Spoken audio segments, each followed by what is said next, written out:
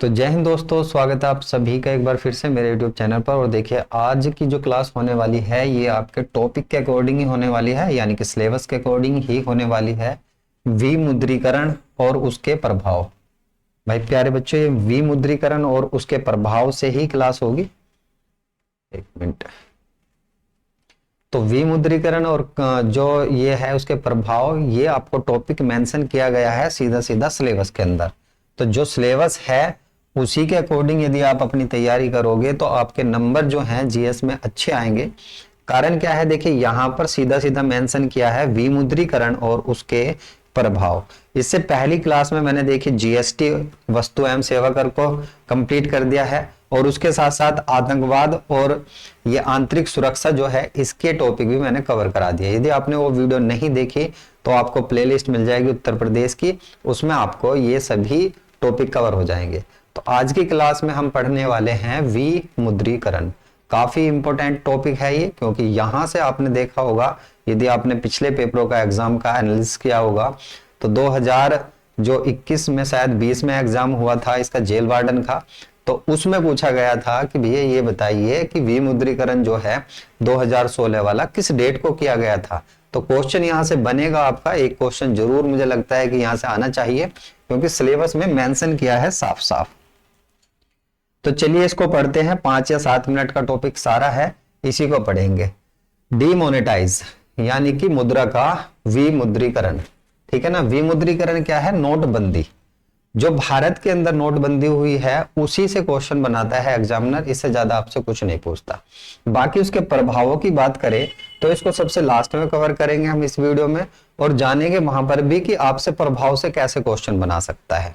तो जब हम भारत के अंदर विमुद्रीकरण की बात करते हैं, जो सबसे पहला प्रयास हुआ था तो ये 1946 ईस्वी में हुआ था, और डेट थी देखिए 12 जनवरी।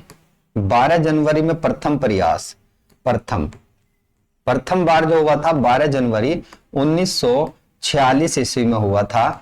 और उस समय आरबीआई के गवर्नर कौन थे? आरबीआई के गवर्नर कौन थे? तो ये थे सीडी देशमुख। क्या ऐसे भी क्वेश्चन बनते हैं? तो हाँ भाई बच्चों, ऐसे भी बनते हैं, सीडी देशमुख। क्योंकि एग्जामिनर आज से पूछता है जब प्रथम बार भारत के अंदर नोटबंदी की गई उस समय आरबीआई के गवर्नर कौन थे। आप सभी को पता होगा जो आरबीआई है, मतलब कि रिजर्व बैंक ऑफ इंडिया है, इसका गठन कब किया गया था? यदि पता है तो नीचे कमेंट बॉक्स में मेंशन कर दे। दूसरी बार की बात करें तो दूसरी बार जो नोटबंदी होती है ये होती है देखिए 16 जनवरी 1978 ईस्वी में। 16 जनवरी 1978 ईस्वी में किसके समय में होती हैं? तो यहां पर आपसे पीएम पूछे जाते हैं, यानी कि प्रधानमंत्री कौन थे? तो ये थे मोरारजी देसाई। मोरारजी देसाई उस समय में भारत के प्रधानमंत्री थे। यदि आपसे वित्त मंत्री पूछेगा तो ये थे आपके एच.एम. पटेल। पीएम हो जाएंगे मोरारजी देसाई, मोरारजी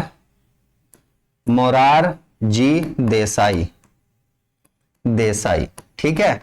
और उसके बाद यदि वित्त मंत्री पूछेगा, वित्त मंत्री, तो मैंने अभी बताया ही था आपको वित्त मंत्री कौन हो जाएंगे? वित्त मंत्री हो जाएंगे एच.एम.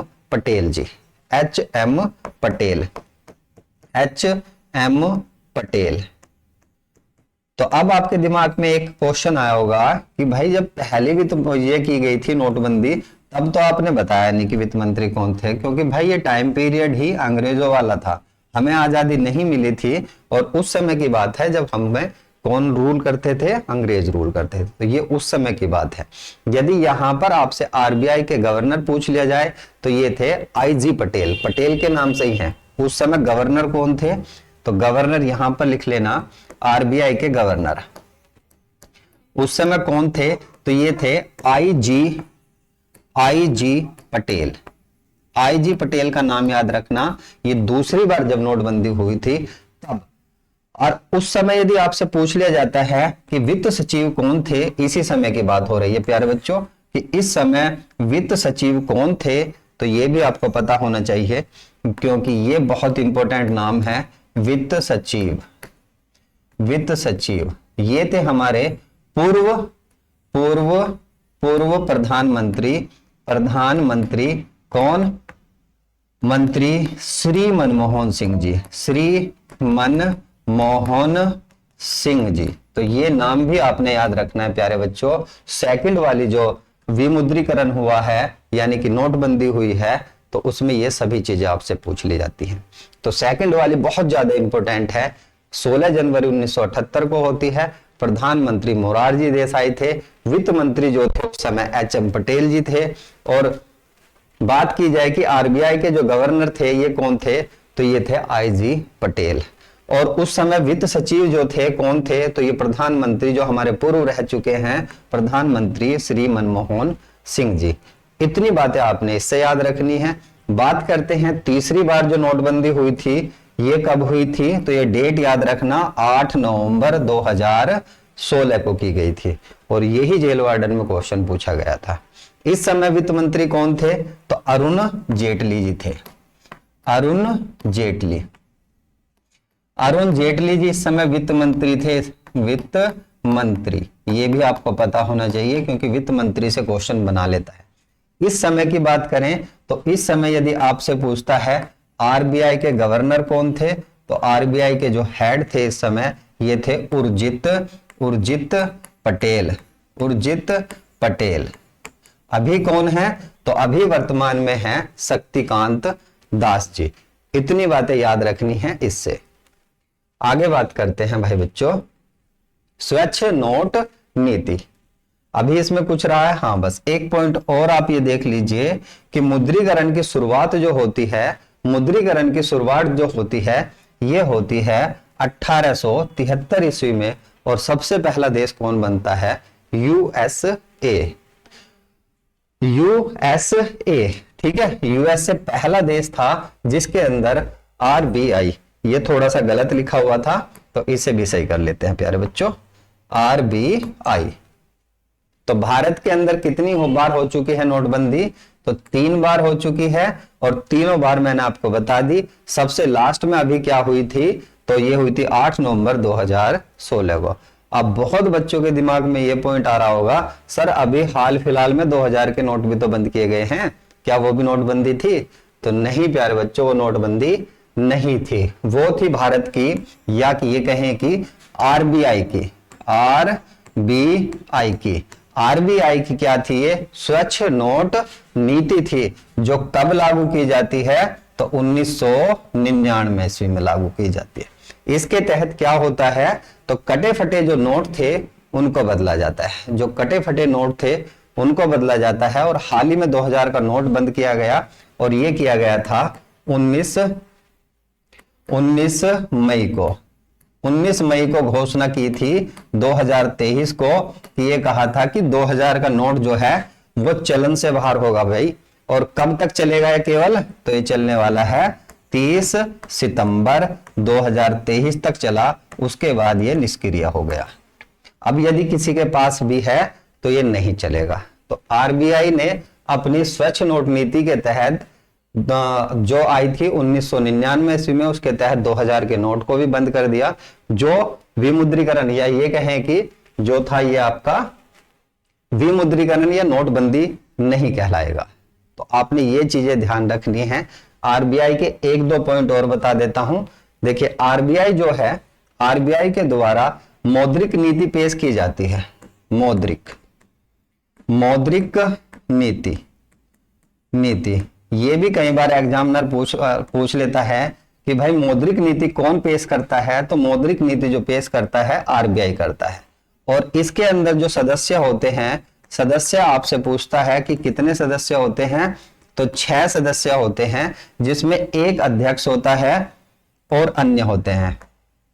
अध्यक्ष होता है और 5 अन्य होते हैं। बात करें तो 3 तो होते हैं इसके अंदर आरबीआई के, और उसके बाद 3 होते हैं सरकार के। सरकार देती है 3 सदस्य। वर्तमान में मोदी सरकार है, तो आरबीआई के अंदर जो है मौद्रिक नीति के अंदर 3 सदस्य आरबीआई के होंगे और 3 सदस्य जो होंगे वो सरकार के होंगे। तो इस तरह से मौद्रिक नीति के सदस्य भी पूछ लिए जाते हैं। और दूसरी होती है राजकोषीय नीति। 2 नीति ही एग्जामिनर पूछता है, एक मौद्रिक नीति और एक राजकोषीय नीति। जो राजकोषीय नीति होती है, राजकोषीय नीति जो होती है इसके अंदर भी कुल सदस्य 6 ही होते हैं और 6 के 6 कहां से होते हैं, तो सरकार से होते हैं, सरकार से होते हैं। तो ये भी आपने याद रखना है, सरकार के कितने सदस्य होते हैं यहाँ पर राजकोषीय में, 6 होते हैं। बात करते हैं विमुद्रीकरण के प्रभाव, एक तो सकारात्मक प्रभाव और दूसरे नकारात्मक। क्वेश्चन कैसे बनाएगा, तो आपसे पूछा जाएगा निम्नलिखित में से वो प्रभाव बताइए जो विमुद्रीकरण का है या नहीं है। तो देखिए, कालाबाजारी और गतिविधियां जो होती हैं कालाबाजारी की, उनको रोकने के लिए नोटबंदी की जाती है। जाली मुद्रा जब बहुत सारी जो बाजार के अंदर चलन में आ जाती है, उसको निष्क्रिय करने के लिए भी नोटबंदी की जाती है। आतंकवाद को वित्त पोषित जो मुद्रा होती है उसको बंद करने के लिए, उसको निष्क्रिय करने के लिए नोटबंदी की जाती है। विमुद्रीकरण से बैंकों को भारी लाभ पहुंचता है। क्या होता है कि इसमें जो तरल मुद्रा है उसकी वैल्यू बढ़ जाती है, जिसकी वजह से इन्हें लाभ पहुंचता है। देश को डिजिटल भुगतान चुनने के लिए प्रेरित किया जाता है। अभी देख रहे होंगे आप, गूगल पे, फोन पे, पेटीएम, ये सब चीजों का चलन है। तो विमुद्रीकरण से यही डिजिटलीकरण होता है उसको बढ़ावा दिया जाता है।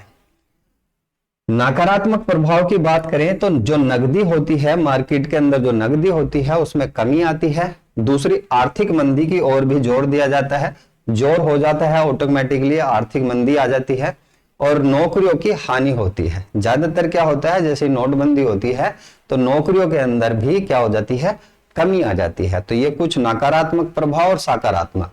आपसे एग्जामिनर केवल सकारात्मक प्रभाव पूछेगा कि नोटबंदी का क्या विशेषता है, तो आपने वो विशेषता छांटनी है जो यहाँ पर लिखी गई है।